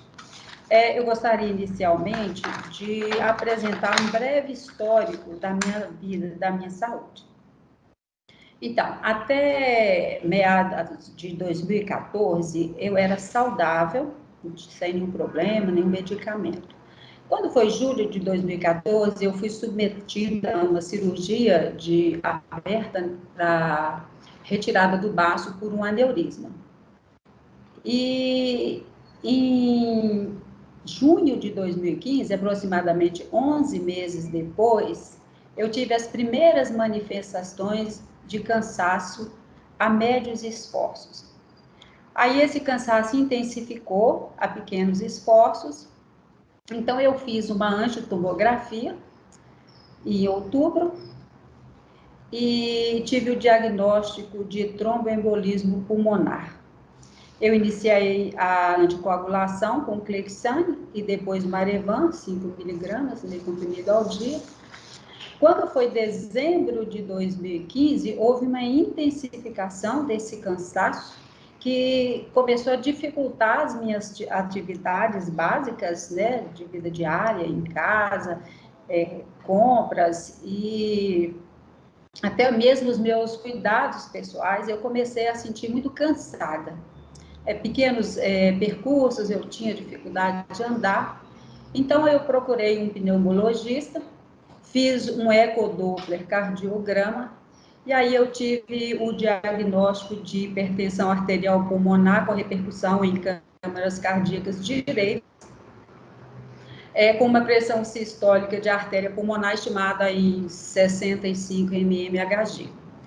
Então, conforme até o Dr. Roberto colocou na exposição dele, são pequenos coágulos espalhados por todas as extremidades dos 2 pulmões. Tá? E aí foi associado o diurético, né, o Lasix e o Dactone, e foi feita a restrição de sódio. Janeiro de 2016, aí houve o agravamento do cansaço já com fadiga, a mínimos esforços. E, segundo o pneumologista, eu estava incluída na classe funcional 3 de 4. E, nesse momento, eu fiquei totalmente limitada e tive que recolher ao leito. Eu fiquei literalmente acamada. Eu tive dificuldade para tomar banho, para lavar cabelo, para me enxugar, para deitar e levantar, vestir a roupa. Então, assim, para conversar, eu conversava de forma ofegante, não dava conta de sustentar uma conversa. Tinha também muita dificuldade para alimentar, por falta de apetite, e também eu sentia muita náusea e empazinamento. Então, eu perdi peso, tive uma perda considerável de peso, de 55 quilos para 43. Então, nesse momento, eu necessitei de uma pessoa para cuidar de mim e da minha rotina diária. Quando foi janeiro de 16, eu fiquei... Peraí, você passa... Aí, abril de 16, né? Abril de 16, o pneumologista, ele fez a prescrição do Riociguat. Em maio, eu iniciei, já de acordo com a orientação, comecei com 1 miligrama, e de mês a mês ia fazendo a alteração, chegando até 2,5, 3 vezes ao dia, que é a dose que eu uso hoje, tá? Gostaria de lembrar que esse fornecimento do medicamento, ele é feito por ação judicial. Ora, eu pego na farmácia do estado, ora, eu compro com alvará, que é dado após uma interpelação judicial. Esse período aí de janeiro de 16 a maio de 17 foi um período assim, muito difícil para mim. Porque eu perdi totalmente a capacidade de trabalho, eu tive que parar de trabalhar. Eu tive que contar com uma pessoa para cuidar de mim e da minha rotina de casa.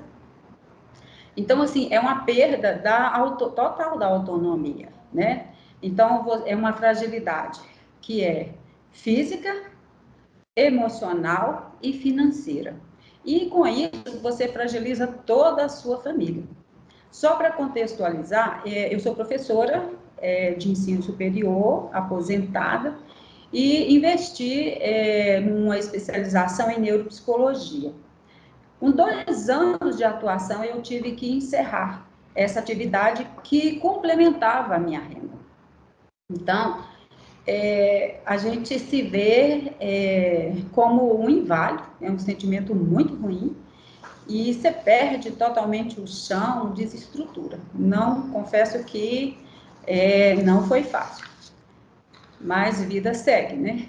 Quando foi nesse período aí de junho de 17 a abril de 19, eu tive uma recuperação lenta, porém progressiva. E o que eu posso dizer para os senhores é que o Riociguat salvou a minha vida.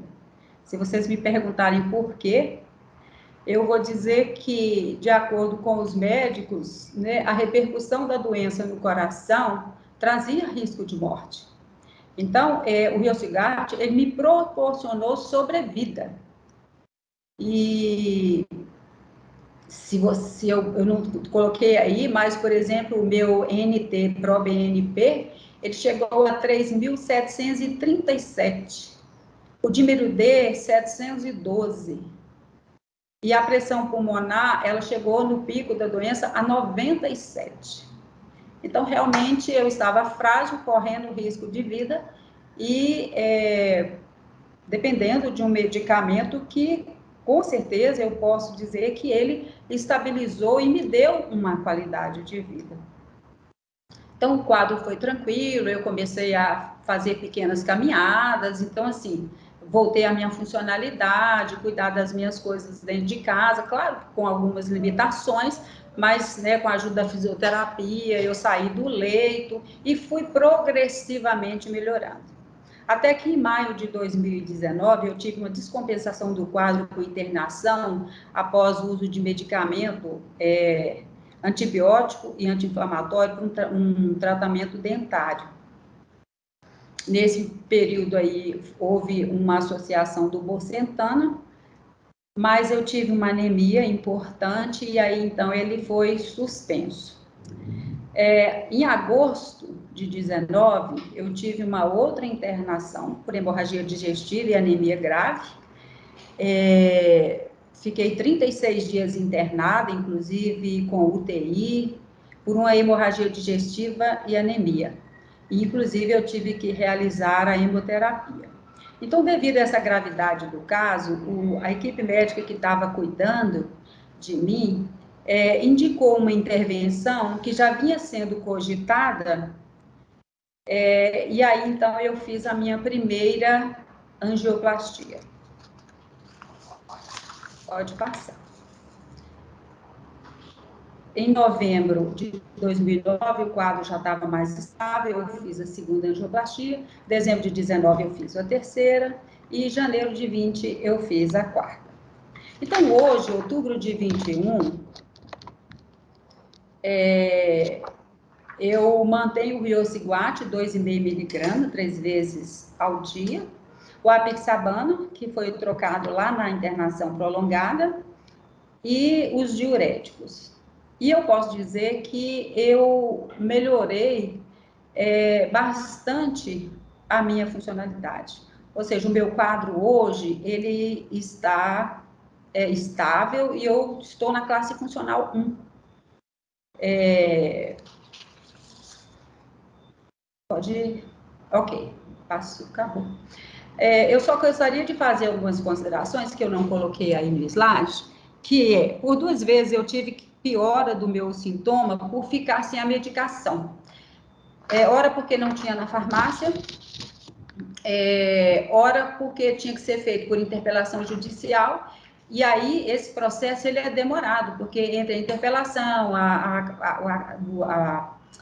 a posição do juiz, depois bloqueio, alvará, compra e chegar essa medicação. E em todos esses momentos que eu fiquei sem, ou que eu tive que, por exemplo, 3 vezes ao dia, eu tomava 2 ao dia, porque eu via que eu ia ficar sem medicação. Eu tive muito cansaço, aí redução nas minhas atividades. Então, assim, eu senti que ele fazia e faz falta para mim, tá?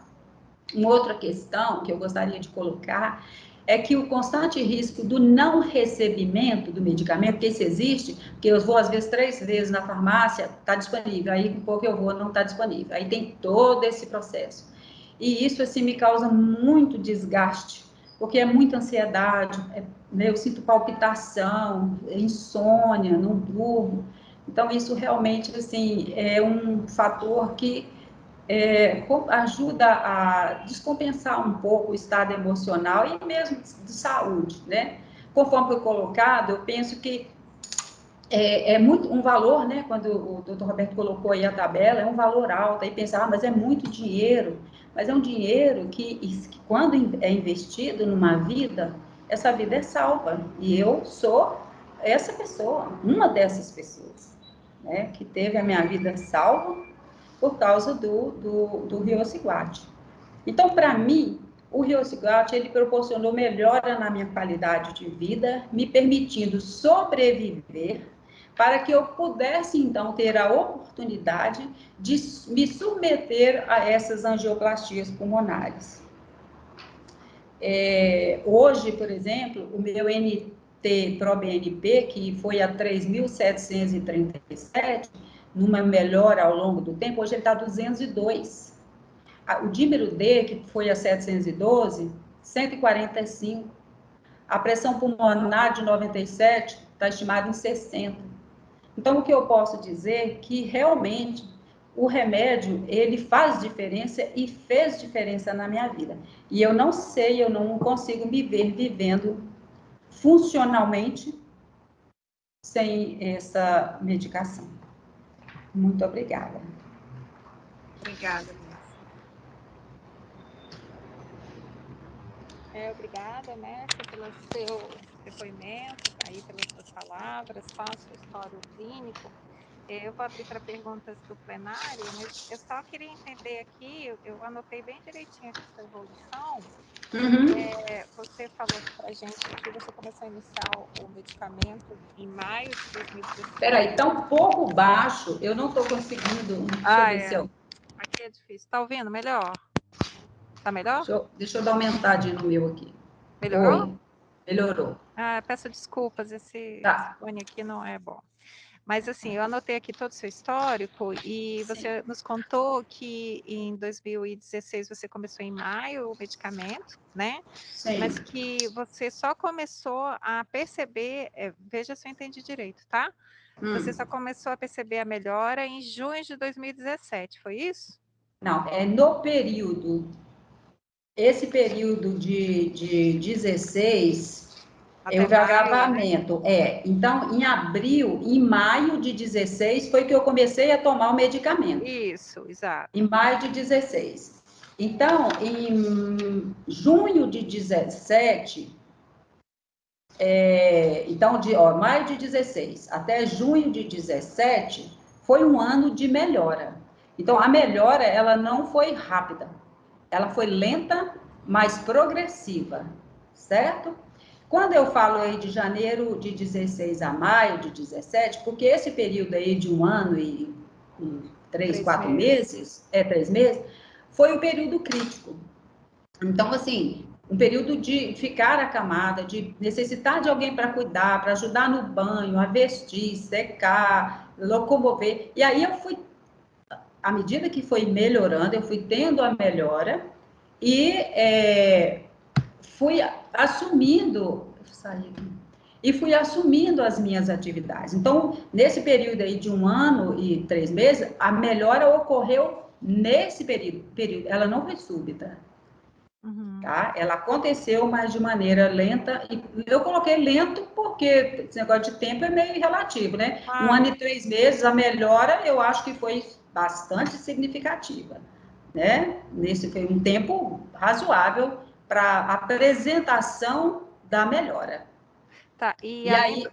Pode falar, pode continuar. E aí eu fui estável até abril de 2019, com melhora. Eu fui melhorando, não foi uma coisa de impacto, não. Eu fui melhorando e cada dia eu melhorava. Também eu buscava o condicionamento físico, fazia uma caminhada, buscava devagar fazer as atividades e fui num crescente melhorando. Sim. E assim, pelo que você nos falou aqui, além do Rio Ciguate, você continuava usando os diuréticos e a restrição de líquido? Sim, continuei e continuo. Mais alguma coisa além disso? Não, aí eu tomo remédio para... eu tomo vitamina B12, mas medicamento mesmo para o tratamento são esses. Tá ótimo. O aldatone, furosemida, o apixabana e o Adempas, o Rio Ciguate. Tá bom, tá jóia. Então, eu esqueci de me apresentar, sou Cora, eu sou representante da Esquitita, certo? Estou nesse momento dirigindo o plenário, a reunião, e te agradeço mais uma vez, tá? Pelas suas palavras, pela sua história, e agora eu abro para o plenário fazer perguntas para a Mércia. Algum dos presentes querem fazer alguma pergunta para a Mércia?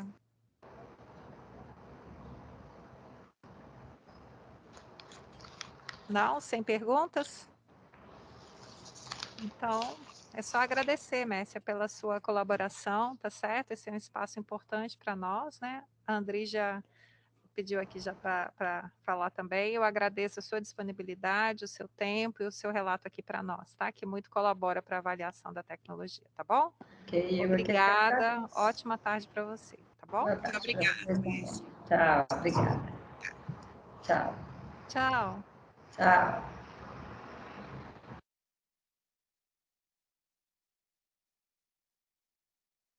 Sim, então, nesse momento, gente, após o relato da paciente, o professor Roberto está aqui com a gente. Vocês gostariam de fazer alguma pergunta ao professor Roberto?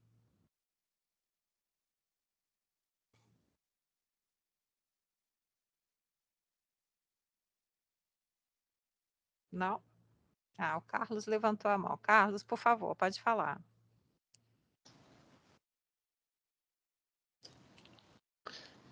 Carlos Rezende, ANS, não tenho conflito de interesse.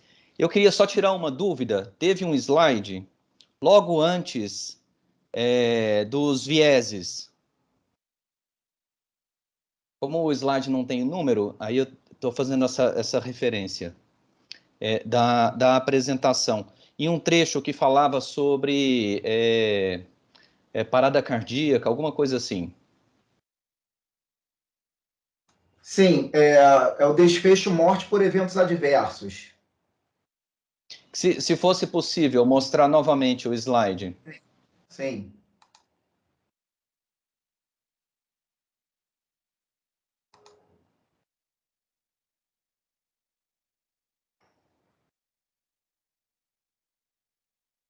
Está aparecendo já para vocês? Ainda não. Dá não? Para mim aqui aparece como... Eu vou reiniciar aqui de novo a tentativa de... Vamos lá.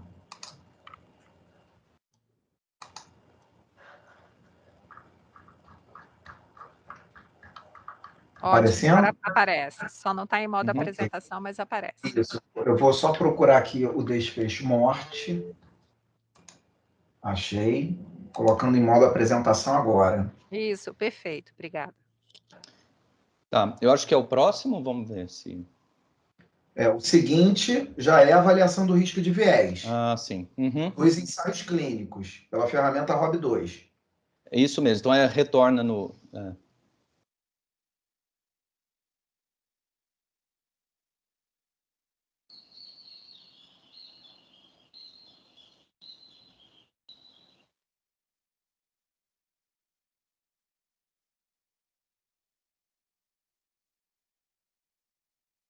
Ok, era só para fazer a leitura novamente. Muito obrigado. Ok. Professor, eu gostaria de fazer uma pergunta. Eu tive a oportunidade de ver as duas apresentações anteriores, submissões anteriores, e ao ler essa nova avaliação, assim, me deu a impressão de que nós não tínhamos tido um fator novo que justificasse uma recomendação diferente das anteriores. Então, queria saber quais foram as suas impressões ao ver esse novo material. São os mesmos ensaios clínicos anteriores, né? O ensaio clínico de extensão. A gente continua com as mesmas dúvidas em longo prazo. O valor, né, de impacto orçamentário, ele continua elevado. E, assim, eu gostaria de ver a impressão do senhor. Ok. Bom, primeiro é importante a gente destacar que modelos são representações da realidade. Tentam representar o mundo real. Então, no nosso entendimento, a maior dificuldade e talvez a maior limitação das modelagens matemáticas foi justamente insistir nos mesmos problemas anteriormente apresentados, que eles comparavam um suposto mundo real que, na verdade, não utiliza placebo como melhor cuidado. Então, esse, para o grupo avaliador, foi, me permitam o termo, o maior pecado. Porque se você está procurando modelar a partir de análises econômicas o mundo real, você precisa se aproximar o máximo desse mundo real. E não é a partir do placebo que você vai conseguir. Que ainda fosse utilizado estudos observacionais e ainda que eles fossem pequenos, né, com N de eventos ou N de população pequeno, ainda que fosse, mas que ele estivesse retratando, de fato, melhor cuidado usual, e cuidado esse já disponibilizado pelo SUS, ele certamente teria muito mais valor do que o que a gente tem observado, né? Que é utilizar estudos que compararam Rio-Seguate com placebo e partindo do pressuposto de que o placebo é aquilo que se oferece ou aquilo que se tem como melhor cuidado no mundo real. Então, esse é o maior pecado. Então, você vai ficar mudando os parâmetros do teu modelo o tempo inteiro, mas se você não corrige o vício de origem, que é exatamente as estimativas, principalmente de utilidade, no caso aqui, sobrevida e anos de vida ajustados à qualidade, se você não consegue trazer isso do mundo, ou se aproximar melhor do mundo real no que diz respeito aqui especificamente ao comparador, que no caso foi o placebo, você vai continuar com esses vícios no teu modelo. Então, a cada hora você vai mudando um parâmetro ou outro de custo das intervenções, o que você vai observar de mudança é tão somente uma variação ali no valor, né, no custo por quali adicional. Mas os vícios de origem, eles vão continuar ali presentes, né? Limitando ou mantendo a limitação dos estudos. Então, quando a gente comparou os dois estudos anteriores com esse, a gente percebe que as limitações elas continuam sendo mantidas. E essas limitações estão basicamente relacionadas a essa dificuldade da gente poder aceitar que melhor cuidado melhor cuidado usual disponível no SUS pode ser entendido também como sendo resultados obtidos a partir da utilização de desfecho. Você acaba superestimando a intervenção. Então, não há controle de fator de confundimento, nada disso. Então, veja que são pacientes, até nos estudos observacionais, que recebem uma série de outros tratamentos concomitantemente ao Rio-Ciguate. É isso.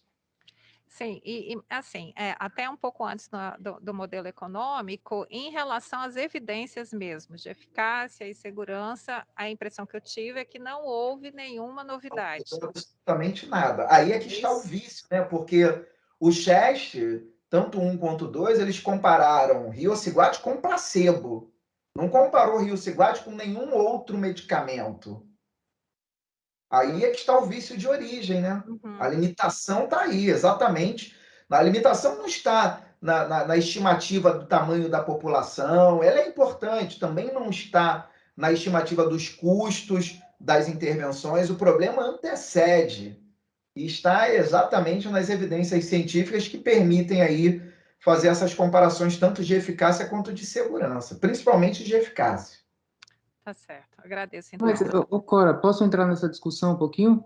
Sim, por favor. Roberto, mas no caso desse tipo de hipertensão pulmonar, não existe um tratamento padrão, não é isso? Para ser o comparador. Então, me parece... Confirma? Não existe um tratamento específico.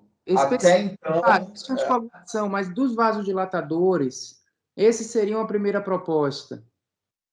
Então, eu acho que, nesse caso, é aceitável a comparação com o placebo para definir a eficácia, porque nele não é a proposta de substituição de um que já está fazendo esse papel de vasodilatador na hipertensão pulmonar.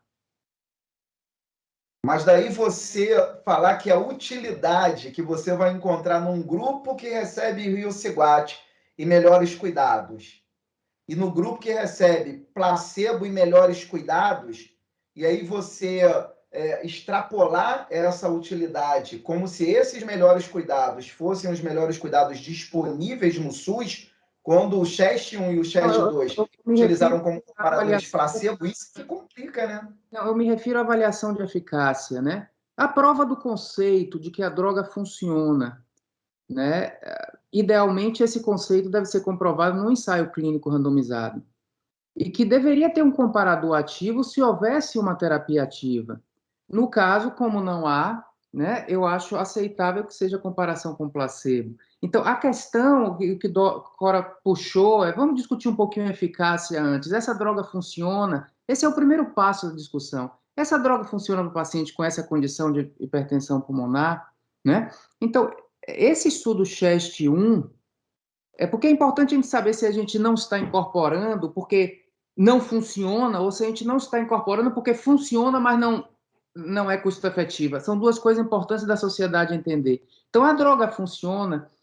O CHEST-1, para o desfecho primário, eu vi lá que na análise feita de risco de viés, seria um risco alto para desfechos secundários, né? Mas para o desfecho primário é um ensaio clínico, randomizado, placebo controlado, feito por intenção de tratar, a própria imputação de valores, né? Eu achei que foi até para corrigir um viés que poderia haver com a morte e a saída de pacientes mais graves.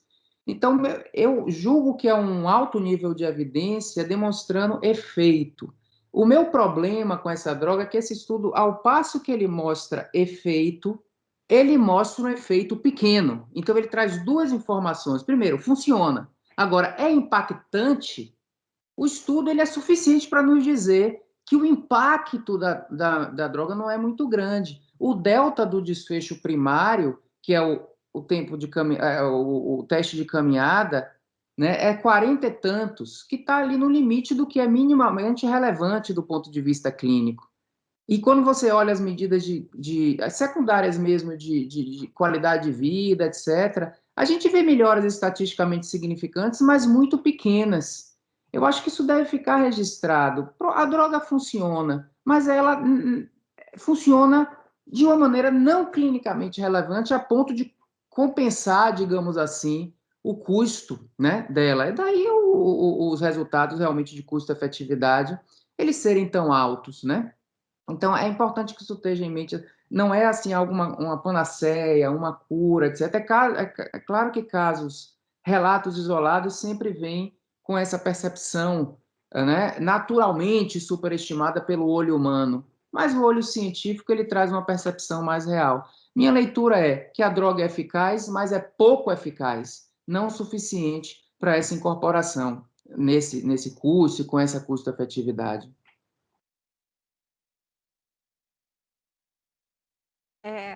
Essa tem sido algumas discussões que a gente vem fazendo ao longo do tempo, né? E uma outra dúvida que existia era o efeito do medicamento em longo prazo, né? Uma vez que os estudos não foram de longo prazo. E assim, diante dessas questões trazidas e do que a gente já avaliou no passado, eu não vejo diferenças significativas do que a gente já avaliou, né? Diante de, inclusive, complementando com o que o Luiz Correia falou para a gente. Então, assim, a minha sugestão, diante disso, a terceira avaliação e de não termos nenhum dado novo, né, e de longo prazo e de tudo mais, que a gente pudesse enviar a consulta pública com parecer desfavorável. Então, alguém tem alguma recomendação, desculpa, desfavorável, alguém tem alguma posição diferente dessa? Não. Ok, para todos os que estão presentes? Ok. Quem está falando é o Carlos, né? Okay. Isso, Carlos Rezende, desculpe. Isso, tá joia. Então, tá. Então, vamos mandar a consulta pública, né? Obrigada, isso. Recomendação desfavorável. Oi.